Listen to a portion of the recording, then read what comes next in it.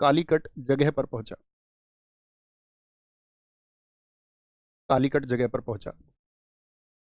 4 जहाज लेके चला था, एक को इसने बीच में छोड़ दिया था क्योंकि तूफानों में वो बहुत बेकार हो गया था। ऐसी यात्रा थी कि 10 दिन तक इनके लोगों ने समुद्र के पानी से ही आपका खाना बनाया। बाकी पीने का पानी जो था वो इनका खत्म हो चुका था। बहुत ज़बरदस्त यात्रा उसकी रही, जर्नी। तो कालीकट जगह पर पहुंचा, और कालीकट कहाँ पर है? आपका केरल में। केरल में कालीकट में जो शासक थे उनका नाम है जमोरिन। इसकी उपाधि हुआ करती थी जमोरिन। अब जमोरिन से भी मुलाकात की कहानी है कि जमोरिन के पास में जब पहुंचता है तो इसके जहाज़ों ने तो लंगर डाल दिया। अब इसके जहाज़ों ने जब वहाँ पर लंगर डाल दिया तो कहते हैं कि ये भी उतरे यहाँ पर आकर। यहाँ पर देखा कि भाई जो मुसलमान लोग थे वो इनको मिले, तो इनको लगा कि भाई ईसाई है यहाँ पर ये लोग। तो उस तरह से कई दिन तक तो इसने वेट किया राजा से मिलने के लिए। राजा गया था वह अपनी दूसरी राजधानी जमोरिन। जमोरिन जब वापस आया तो इसने मिलने के लिए कहा कि भाई तुमको ये गिफ्ट विफ्ट देना चाह रहे हैं और जाकर के उनसे मिलो। तो कहते हैं कि वास्को डिगामा ने आपका पहुंच करके अपने घुटने टिका करके राजा का सम्मान किया। अपने साथ 50 टोपी लेके गया था, टोपी कैप पहनने वाली 50 टोपियां दी उसको। एक कुर्सी लेके गया था, उसके लिए एक चेयर।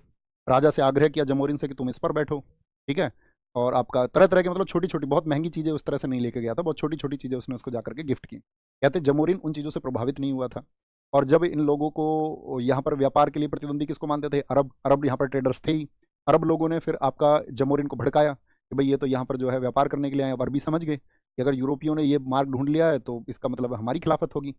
अरब लोगों के जो जितने भी अरबी थे उन्होंने जमोरिन को कहते हैं भड़काना शुरू किया। बहुत सारे डेलीगेशन गए, बहुत सारे लोग मिलने गए उसके पास में। तो जब उन्होंने उसको भड़काया तो उसने कहा इधर आ जा तू वास्को डिगामा, तुमको चाहिए क्या यहाँ से? वास्को डिगामा ने कहा जी कुछ भी नहीं चाहिए ऐसा तो। जो हमारे राजा हैं पुर्तगाल के, उन्होंने आपकी बहादुरी के किस्से सुने हैं। उन्होंने कहा कि भारतवर्ष के सबसे बेहतरीन शासकों में से एक जमोरिन है। उन्होंने कहा अच्छा बेटा मीठी बातें कर रहा है, सही सी बता बात क्या है।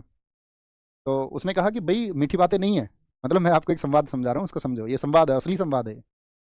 उसने कहा कि जी मीठी बातें नहीं है, वास्तविकता यही है, आप चाहे इस पर विश्वास करें या ना करें।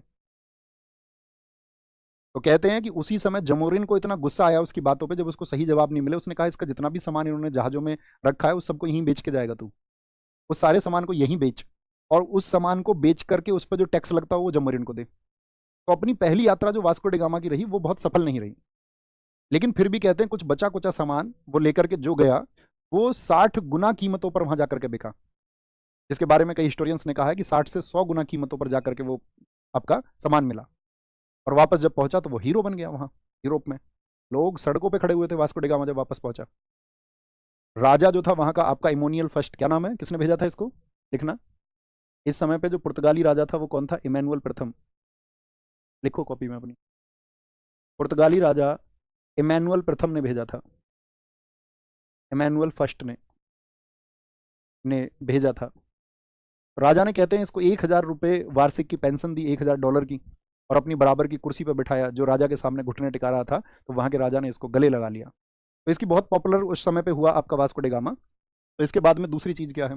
वास्को डिगामा तो वापस चला गया, और वास्को डिगामा के वापस जाने के बाद में लिखना वास्को डिगामा कब आया